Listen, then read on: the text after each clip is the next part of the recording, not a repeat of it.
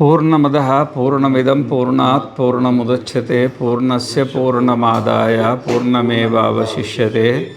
ఓం శాంతి శాంతి శాంతి. నమో బ్రహ్మాదిభ్యో బ్రహ్మ విద్యా సంప్రదాయకర్తృభ్యో వంశ ఋషిభ్యో మహద్భ్యో నమో గురుభ్యః.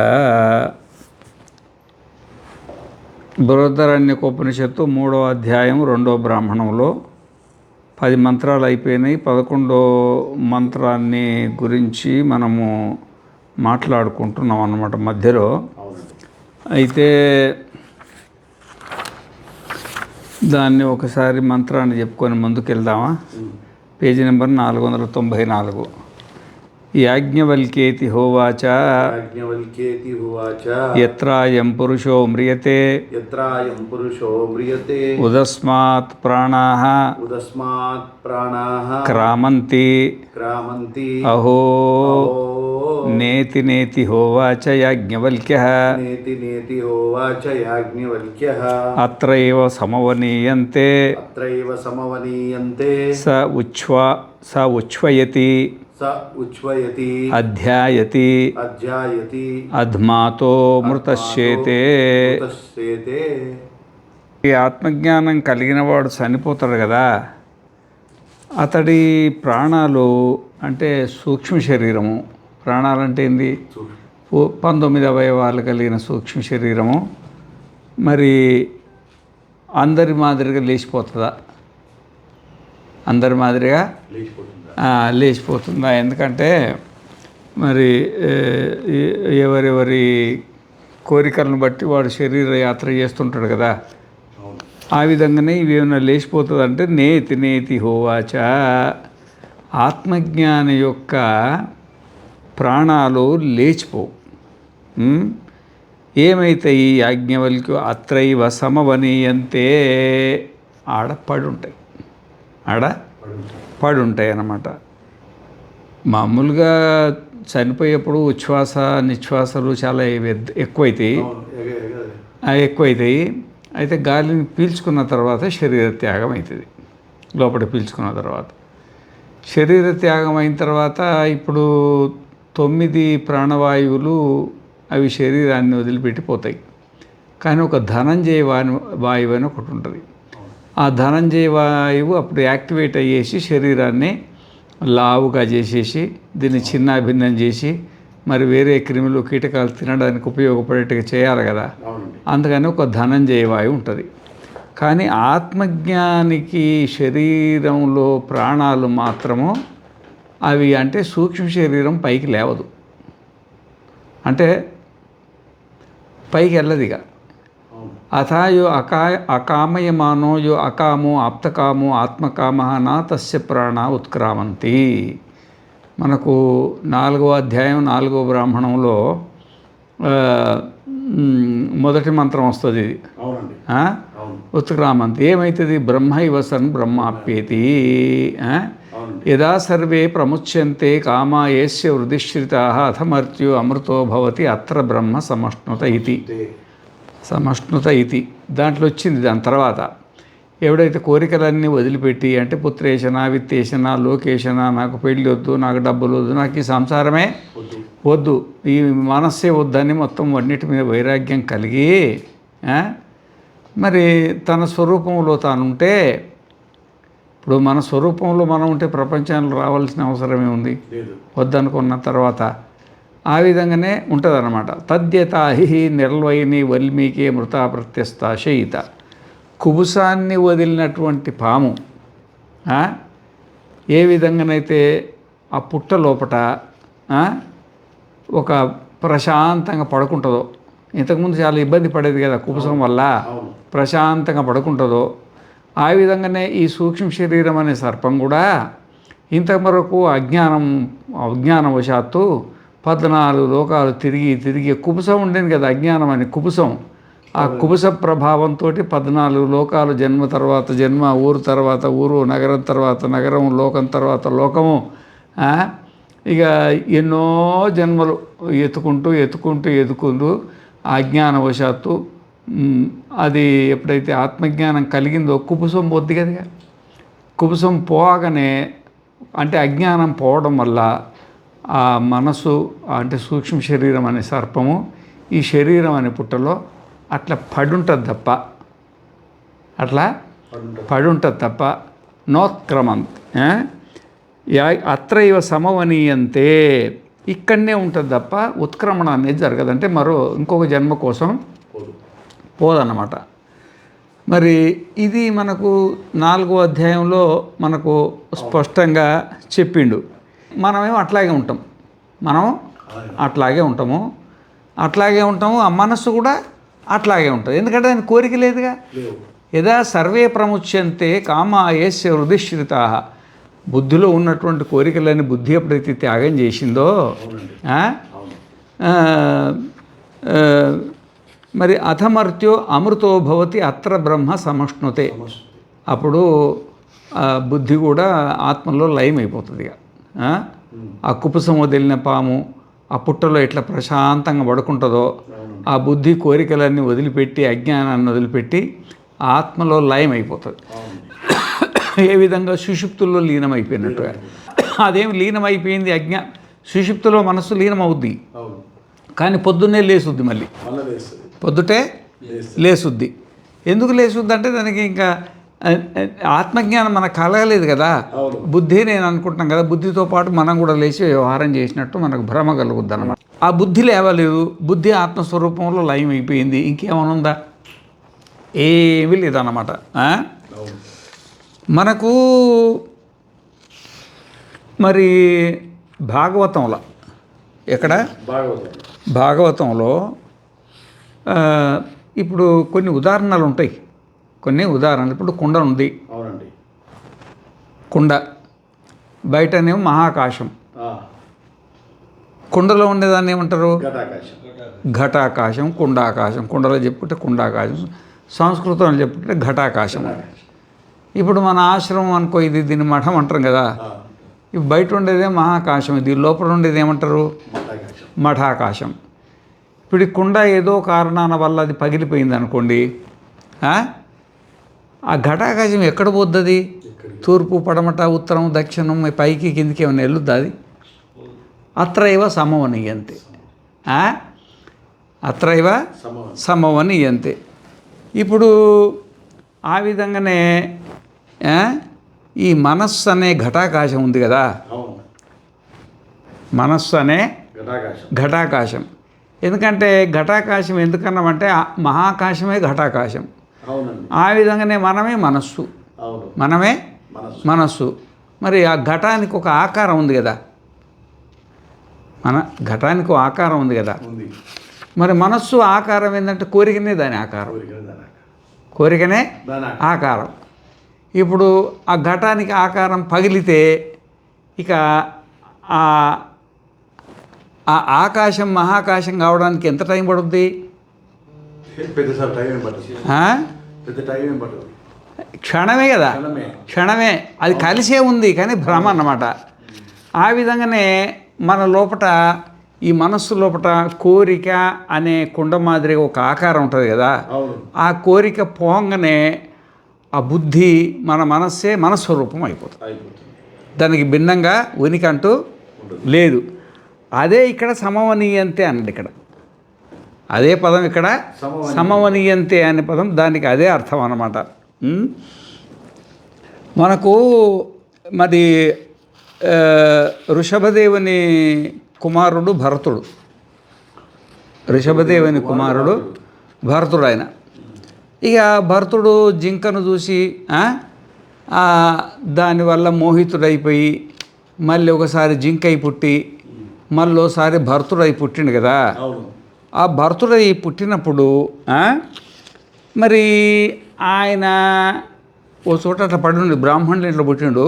ఓ చోట అట్లా పడున్నాడు, ఇక జడం మాదిరిగా పడున్నాడు కాబట్టి జడభరతుడు అని పేరు వచ్చేసింది. భరతుడే, అప్పుడు భరతుడే, ఇప్పుడు భరతుడు. ఆ భరతుని పేరే భరతవర్షం అని పేరు వచ్చింది మనకు. భరతవర్షం అని పేరు వచ్చేసింది. ఈ భరతుడికి జ్ఞానోదయం కలిగింది. బాపురే, ఎవరితో ప్రేమ ఇబ్బందే, ద్వేషం కూడా ఇబ్బందే. ఈ ప్రపంచాన్ని ప్రేమించొద్దు, ఈ ప్రపంచాన్ని ద్వేషించొద్దు. ఉదాసీన గుణైర్యోణ విచాల్యతే గుణ వర్తంత ఇత్యేవా యోవతిష్ఠతి నేంగతే సమదుఃఖ సుఖ స్వస్థ సమలోష్టాస్మ కాంచన తుల్య ప్రియో ధీరస్తుల్య నిందాత్మ సంస్థితి మానాపమానయోస్తుల్యస్తుల్యో మిత్రారపక్షయో సర్వారంభ పరిత్యాగి గుణాతీత స ఉచ్యతే. గుణాతీత స్థితి అన్నమాట, గుణాతీత లక్షణాలు. అయితే ఆ గుణాతీత లక్షణాలలో ఈ విధంగా గుణాతీతంగా ఉన్నాడు అన్నమాట ఆయన. ఆ గుణాతీత స్థితిలో ఉన్నప్పుడు ఆ దారింబడి ఒకసారి ఏమైందంటే, రాహుగణుడని ఒక మహారాజు, రాహుగణుడని మహారాజు, రాహుగణుడని మహారాజు. అయితే ఆ మహారాజు గారు ఆయన గురువు కపిల మహర్షి. ఎవరు? కపిల మహర్షి అన్నమాట. అయితే ఈ విధంగా ఆయన కపిల మహర్షి దగ్గరికి పోయి అప్పుడప్పుడు కొంచెం ఆయనకు నమస్కారం చెప్పి ఆయన దగ్గర ఆత్మజ్ఞానం పొందుదామని. కపిలుడు అనేది చాలా ప్రసిద్ధి కదా, మరి ఆమె తల్లికి కూడా ఆయన జ్ఞానాన్ని ఉపదేశించిండు అనే ప్రసిద్ధి ఉంది కదా. మరి సాంఖ్య దర్శనానికి ఆయన మూలం కదా. ఆ కపిలుని దగ్గరికి పోయేసి ఆత్మజ్ఞానం, సాంఖ్య దర్శనాన్ని అంటే ఆత్మస్వరూపాన్ని తెలుసుకోవాలని బయలుదేరి మరి అవన్నీ గుట్టలు ఇట్లా ఉంటాయి కదా, ఇక్కడ ఉంటారు వాళ్ళు, అడవుల్లో ఉంటారు. కొంచెం సైన్యాన్ని తీసుకొని పల్లకి ఉంటుంది కదా, ఆ పల్లకి పైన పోతున్నాడు. ఎవరు? రాహుగణ మహారాజు పల్లకి పోతున్నాడు. పోతూ ఉంటే కొంచెం దూరం పోయిన తర్వాత ఏమైందంటే, ఒక ఆయనకు ఆరోగ్యం బాగాలేకుండా అయిపోయింది, మోసవాడికి వేస్తే ఆయన ఇబ్బంది పడుతున్నాడు. ఆ పల్లకి ఆగిపోయింది. ఆగిపోతే ఇటు అటు చూస్తే ఈ ఊళ్ళో ఎవరన్నా ఉన్నారా అని అడిగినరు. ఎవరైనా కుర్రోడు ఎవరన్నా ఉన్నారా అంటే, ఎవరున్నారా వారందరూ తలా పని మీద నుండి ఒక కుర్రోడు మాత్రం ఉన్నాడు, ఏం పని చేయడు, ఆడబడి ఉన్నాడు చూడండి అన్నారు. పోయేప్పటికి బాగా ఎర్రగా బాగా లావు పెట్టు ఉన్నాడు, బ్రహ్మచర్య వలం పెట్టుగా ఉన్నాడు. ఇక రాజుగారి ఆదేశం, సర్పంచ్ గారు ఊరు పెద్ద, నువ్వు పోవాల్సిందే, ఇది రాజుగారి ఆదేశం, ఇది నువ్వు వెళ్ళాల్సిందే అని అది తీసుకొచ్చి భుజాన పెట్టేసిండ్రు. ఏది ఆ పల్లకి ఒకటి దండం ఉంటుంది కదా, భుజాన పెట్టి పోతూ ఉంటే జాగ్రత్తగా నడుస్తున్నాడు. చీమ ఏదన్నా వచ్చేసినా, ఏదన్నా చిన్న పురుగు వచ్చేసినా, ఏది వచ్చేసినా కాలు దాన్ని దాటేస్తున్నాడు అన్నమాట.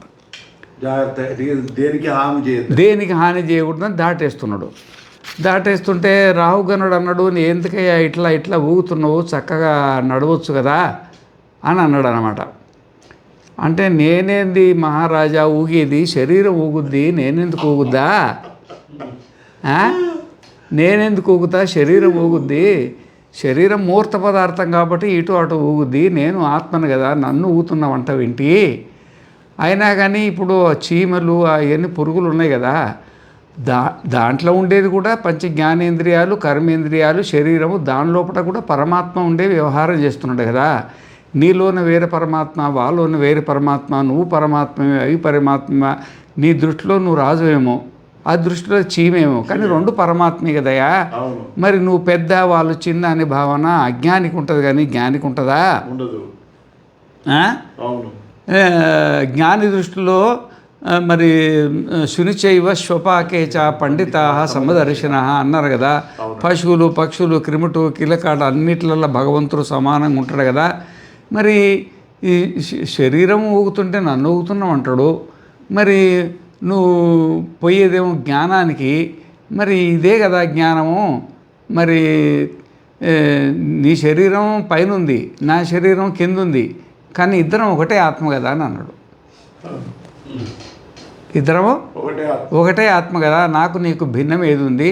ఆ విధంగానే కింద ఉన్నటువంటి పురుగులు కూడా భిన్నత్వం లేదు కదా, మరి అఖండమైన ఆత్మస్వరూపమే కదా, భిన్నత్వం నువ్వు ఎందుకు భిన్నత్వం నీకు కనబడుతుందని అడిగిండు.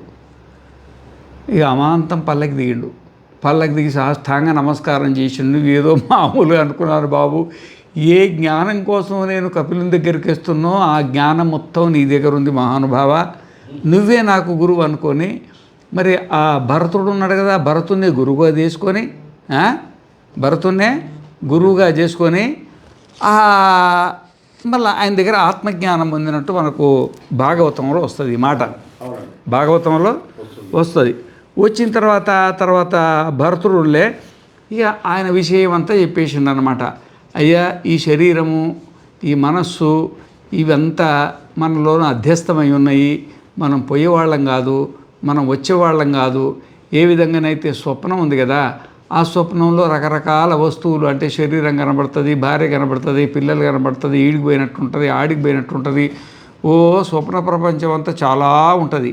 కానీ మెలుకున్న తర్వాత దాంట్లో ఏమైనా ఉందా? ఏమీ లేదు కదా. ఆ విధంగానే మనం శాశ్వతము. ఈ ప్రపంచం ఒక స్వప్నం లాంటిది. స్వప్నమే ఇది, ఒక దీర్ఘకాల స్వప్నం అంటారు. ఇది సత్యం కాదు, మనమే సత్యము.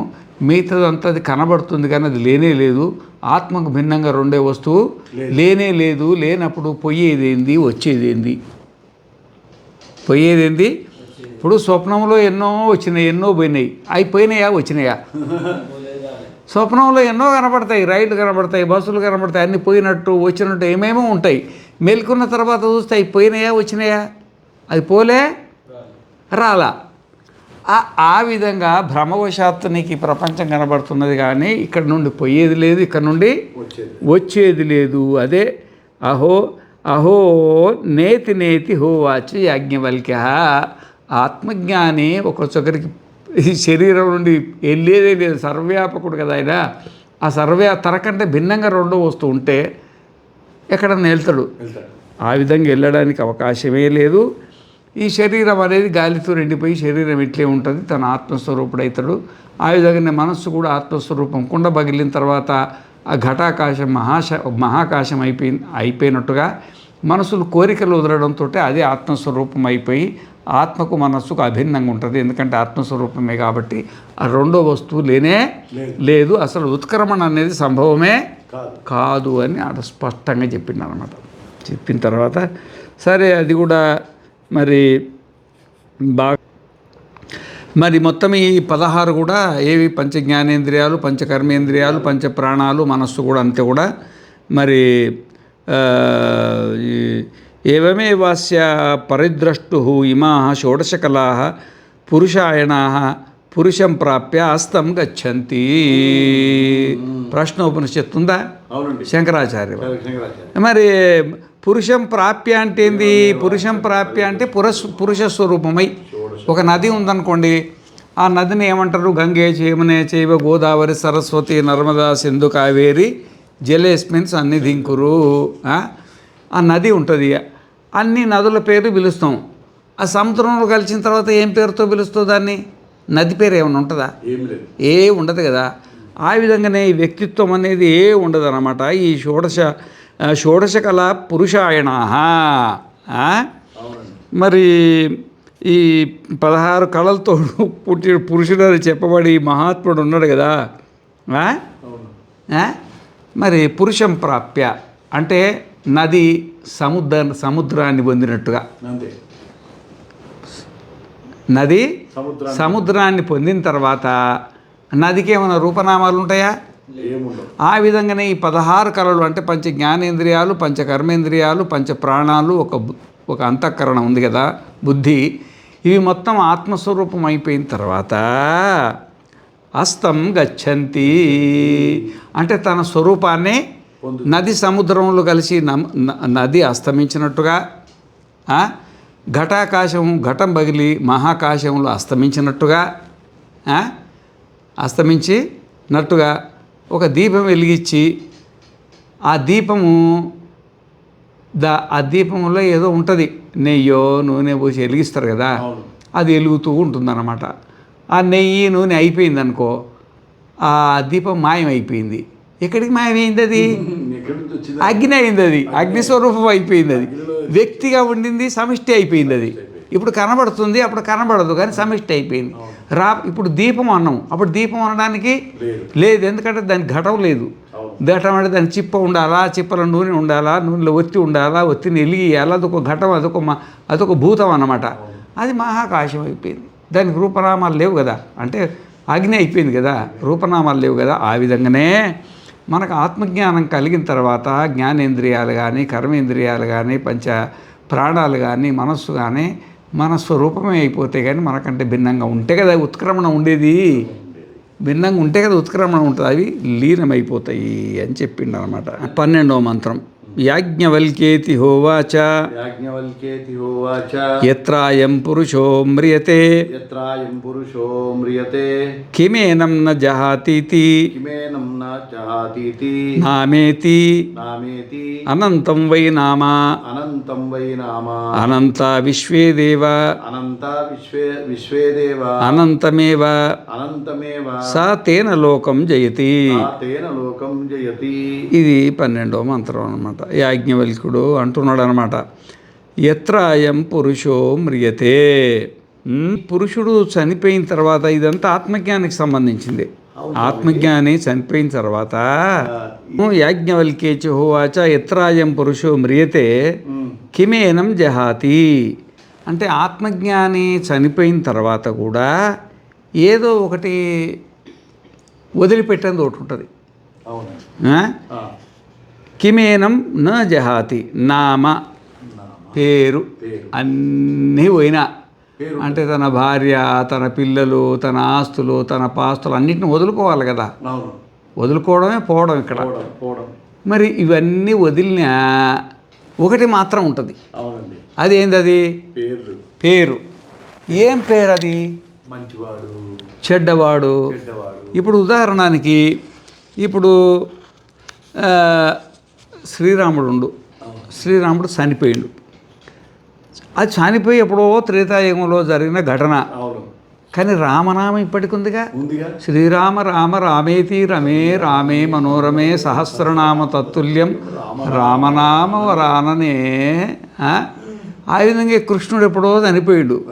గోవిందాయ విద్మహే గోపీజన వల్లభాయ ధీమహి తన్న కృష్ణ ప్రచోదయాత్. ఈ ఇద్దరిని కలిపి మళ్ళీ ఒక మంత్రం ఉంది. హరే రామ రామ రామ హరే హరే హరే కృష్ణ కృష్ణ కృష్ణ హరే హరే. వాళ్ళు ఎప్పుడో ఇద్దరు ఆత్మజ్ఞానులే, వాళ్ళ శరీరాలన్నీ పోయినాయి.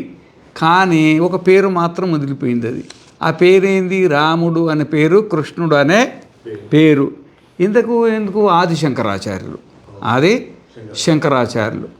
వాళ్ళు మరి చాలా కాలం అయింది చనిపోయి.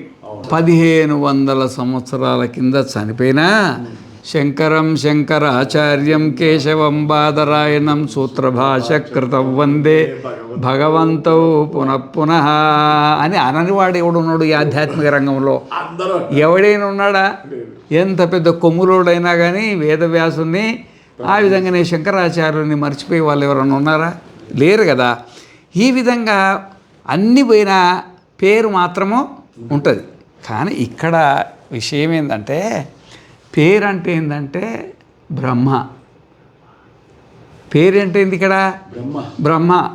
ఆ బ్రహ్మపై ఆపాదింపబడిన జాగ్రత్త పోతుంది, స్వప్నం పోతుంది, సుషుప్తి పోతుంది, అంత పోతుంది. కానీ ఆ బ్రహ్మ అని పేరు పోద్దా? అది పోయేది కాదు. అన్నీ నశించేటివి ఏది లేదన్నమాట. సర్వానికి సర్వం ఇక్కడ ఈ నామం అది నామమే. అసలు నామం ఏంటంటే ఈ బ్రహ్మ అనే నామం ఉంది కదా, ఇది నశించేది కాదు. మిగతాదంతా నశిస్తుంది. వీడు ఎన్ని జన్మలలో ఎక్కడెక్కడ ఏమేమి ఎత్తిండో, ఏమేమైందో, సర్వస్వానికి తనకి ఎన్ని జాగ్రత్తలు ఉన్నాయో, ఎన్ని స్వప్నాలు ఉన్నాయో, ఎన్ని స్వప్నాలు సుషుప్తులు ఉన్నాయో, సర్వస్వానికి సర్వస్వము క్షణమాత్రంలో మాయమైపోయి ఒక పేరు మాత్రం మిగులుతుంది. అది ఏం పేరు? బ్రహ్మ. అహం పోతుంది, అస్మి పోతుంది. అహం పోతుంది, అస్మి పోతుంది, రెండు పోతుంది అన్నమాట. బ్రహ్మ మాత్రమే, ఇది మాత్రం శాశ్వతంగా ఉంటుంది అన్నమాట. అయితే ఇక్కడ ఏమంటుండంటే అనంతం వై నామాహ అనంత విశ్వేదేవ. ఇప్పుడు మనకు మరి ఈ నామ వ్యవస్థ ఉంది కదా, నామ వ్యవస్థ. ఇప్పుడు బ్రహ్మకు అనంతమైన పేర్లు, బ్రహ్మకు అనంతమైన పేర్లు. అనంతమైన పేర్లల్లా రాజు ఒక పేరు, పరిశుద్ధానంద ఒక పేరు, జ్ఞానానంద ఒక పేరు, సమత్వానంద ఒక పేరు, మరి అద్వైతానంద ఒక పేరు, మధురత ఒక పేరు. ఈ సృష్టిలో ఎన్ని పేర్లు ఉన్నాయి? అనంతావై నామాహ. వేదంలో విశ్వే దేవతలని దేవతలు ఉన్నారు. వాళ్ళని మన పేర్లు తీసుకోకుండా దేవతల పేరు విశ్వే దేవతలు. విశ్వే దేవతలు ఎంత ఉన్నారంటే మనకు కొంచెం ముందు పోయిన తర్వాత వస్తుంది దానికి సంబంధించిన వ్యవహారం అంతా. కొంచెం ముందు పోయిన తర్వాత మరి కొంచెం ముందు వస్తుంది ఆ విశ్వే దేవతలు. మరి ఆ పేర్లు ఎవరివి? ఇప్పుడు స్వప్నంలో ఎంతోమంది కనబడ్డరు. ఆ పేర్లన్నీ ఎవరివయ్యా? స్వప్నంలో 5,000 మంది కనబడ్డరు, 10,000 మంది కనబడ్డరు, 1000 మంది కనబడ్డరు, 100 మంది కనబడ్డరు, 2 కనబడ్డరు, 3 స్వప్నంలో. ఆ పేర్లని ఎవడివి? ఆ పేర్లు సత్యమైతే తెల్లారిన తర్వాత ఉండాలిగా. ఆ పేర్లు ఎవడికి? మనకే. మన ఆధారం వల్ల అట్లా అగుపడుతున్నాయి అన్నమాట. ఆ విధంగానే ఈ సృష్టిలో ఎన్ని పేర్లు ఉన్నాయో అనంత అని చెప్పిండు. అందుకే ఏం చెప్పిండు? అక్కడనేమో 3,000 చిల్లర ఉన్నాయి. అక్కడ ముందుకు పోయిన తర్వాత వస్తుంది విశ్వదేవతల కథ అంతా. ఇక్కడ ఎంత ఉన్నదంటే మరి అనంత నమోస్త్వనంతాయ సహస్రమూర్తయే సహస్ర శిరోరుబాహవే సహస్రనామ్నే. మరి అనంత నామ్నే అంటే ఈ పేర్లన్నీ నా పేరు ఎవరి పేరే? ఇదంతా ఎవరి పేరు? బ్రహ్మకు పేర్లు. ఎవరి పేర్లు ఇవన్నీ? బ్రహ్మకే పేర్లు. బ్రహ్మాకారంలో కనబడుతుంది.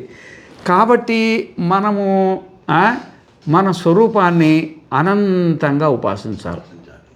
మన స్వరూపాన్ని అనంతంగా అంటే ఏ విధంగానైతే మనము స్వప్నాన్ని చూస్తూ ఈ స్వప్నం అంతా నా స్వరూపమే అని అనుకున్నట్టుగా జాగ్రత్తలో కూడా ఈ విశ్వం అంతా నా స్వరూపమే, భిన్నంగా కనబడుతున్నా, నాకంటే భిన్నంగా ఏమీ కాదు అని ఈ విశ్వను కూడా సర్వాత్మ రూపేలా నువ్వు దర్శించుకొని ఉపాసించాలా. తేన లోకం జయతి. ఆ విధంగా నువ్వు చేయడం బట్టి నువ్వు ఈ ప్రపంచాన్నంతా జయించి, అంటే ఈ ప్రపంచాన్ని మిథ్యగా తెలుసుకొని తన స్వరూపంలో ఉంటావయ్యా అని ఇక్కడ చెప్తున్నాడు అన్నమాట. అంటే తాత్పర్యం ఏంటంటే మరి ఈ ఆత్మ అనేది నశించేది కాదు. అనంతవై నామా. ఈ పైనామాలన్నీ ఉంటాయి అట్లా, కానీ అసలు నామం ఏది ఉంది? బ్రహ్మ. ఇది మాత్రం నశించేది కాదు, ఇది ఎప్పటికీ ఉండేది అని దీనికి తాత్పర్యం అన్నమాట. పూర్ణమద పూర్ణమిదం పూర్ణాత్ పూర్ణముదచ్యతే పూర్ణస్య పూర్ణమాదాయ పూర్ణమేవావశిష్యతే. ఓం శాంతి శాంతి శాంతి. నమో బ్రహ్మాదిభ్యో బ్రహ్మ విద్యా సంప్రదాయకర్తృభ్యో వంశ ఋషిభ్యో మహద్భ్యో నమో గురుభ్యః.